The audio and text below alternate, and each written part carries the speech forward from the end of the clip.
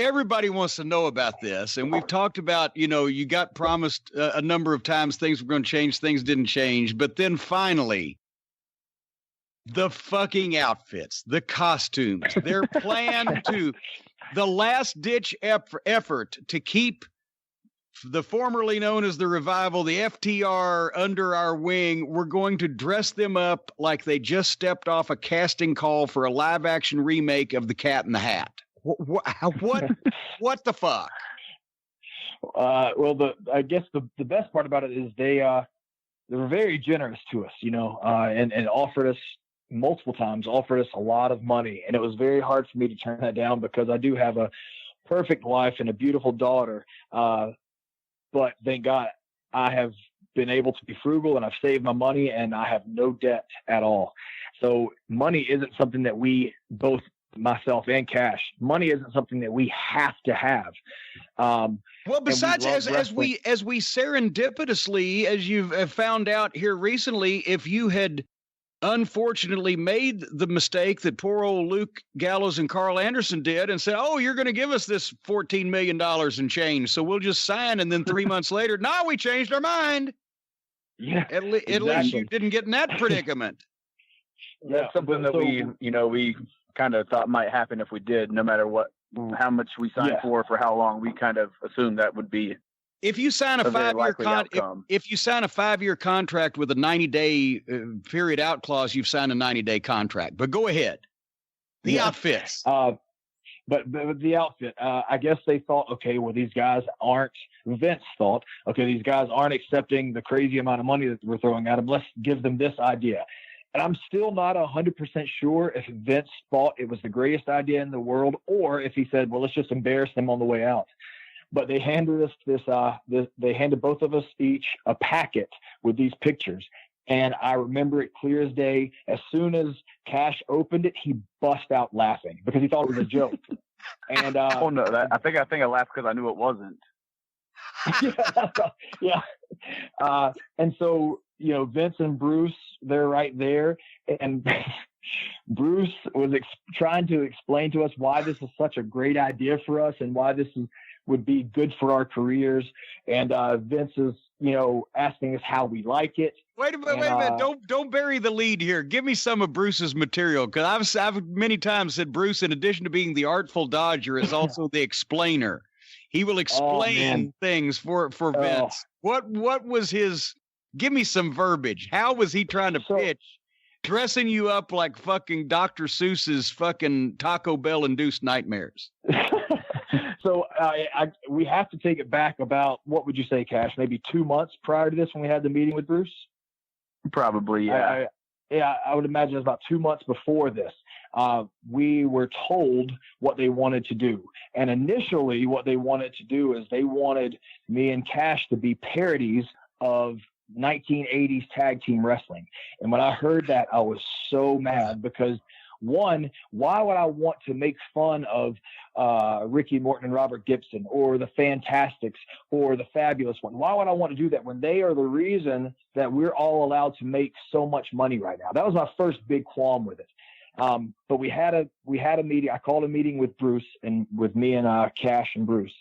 And Bruce, I said, Bruce, you want us to wear top hats and sequins and suspenders, and you want us to be a parody of the Fantastics. And he said, no, it's not just the Fantastics. You're not a parody of the Fantastics. You're a parody of the Fantastics and the Fabulous Ones and Rock and Roll Express. And, and he started naming all these teams. And I said, Bruce, is the reason that you guys are doing this to us because our contracts are up in a few months? And he said, oh, no, I had no idea about your contracts. He said, I had no idea about your contracts being up. He said, but I really wait, hold on. Pump the brakes. I guarantee you, if Bruce Pritchard knew anything besides his Social Security number, it was exactly when your contracts were up. Go ahead. No, but he said everyone in the company knows you guys are great wrestlers, and you may be the two best wrestlers we have. He said, but now we want to tell stories. And I stopped him right there, and I said, well, Bruce, tell me what this story is right now that you're giving us.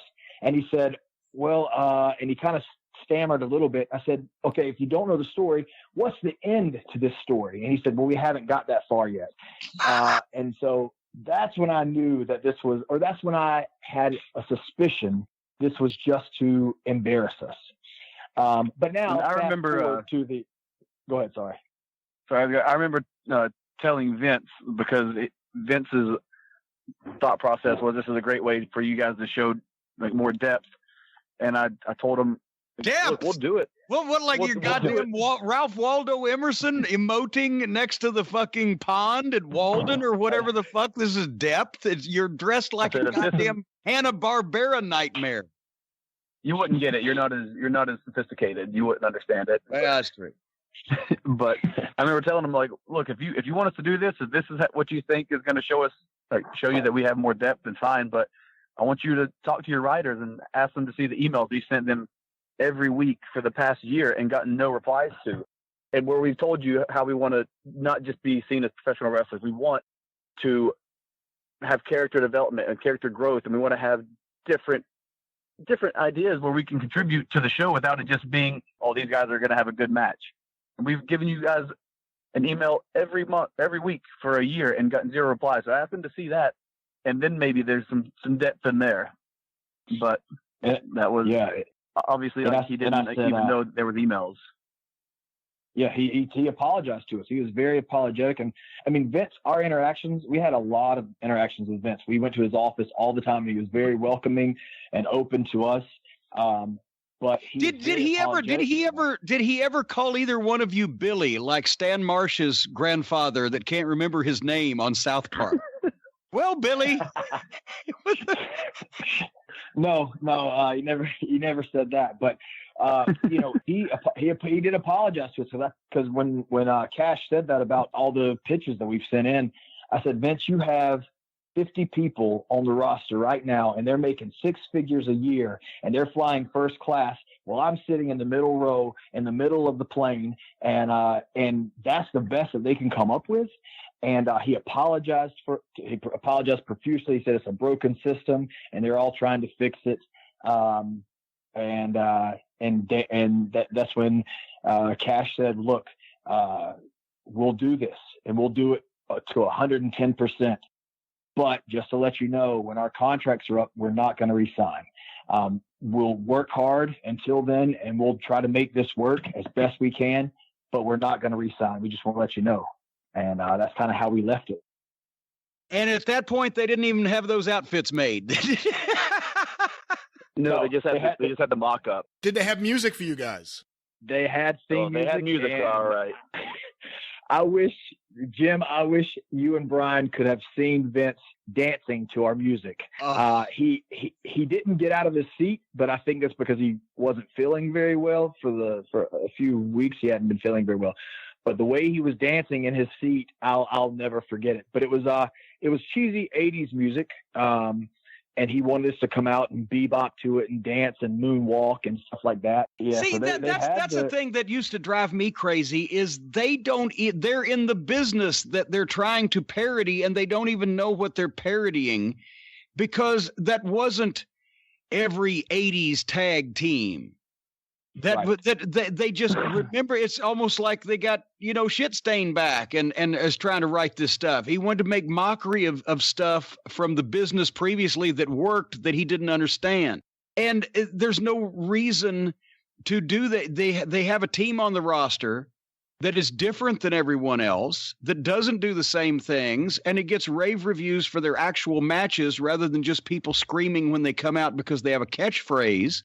That's different. You would want more of that to add variety instead of trying to make you guys as clownish as everybody else is, tossing out pancakes and waffles and French toast and whatever else gets pitched around these days. So yeah.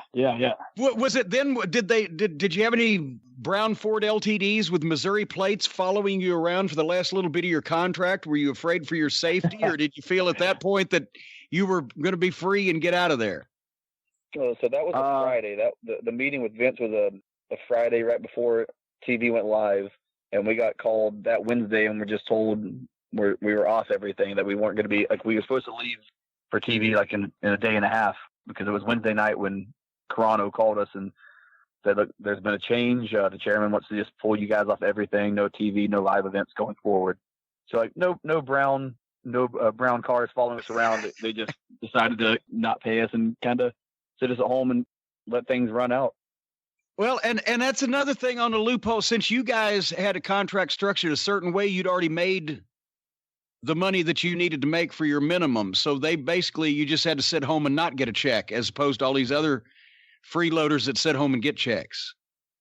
Yeah, and that was a thing that hurt me. I don't even know if I was mad. I don't think I was, pissed off or wanted to kill anybody. Well, maybe I did want to kill somebody, but I think that hurt me more than anything. Is the last 2 years, me and Cash worked harder. No, I don't want to say that. We worked more matches than almost anyone else in that company. In 2019, I think there was one other person that may have been above me and Cash as far as matches worked. And that's saying something coming from guys who didn't have a lot of shit on TV. But they knew that we would work hard, and they knew that they could put any babyface with us on the live events, and they'd get a great match, and the people would go home happy. So we worked more matches than anybody else in 2019. And the time that they decided to send us home, we had eclipsed our very low downside because of that, because we worked so hard. And they didn't have to pay us. Thank God we both, like I said earlier, are frugal and saved our money, because we got to live off of our saved money for 3 months.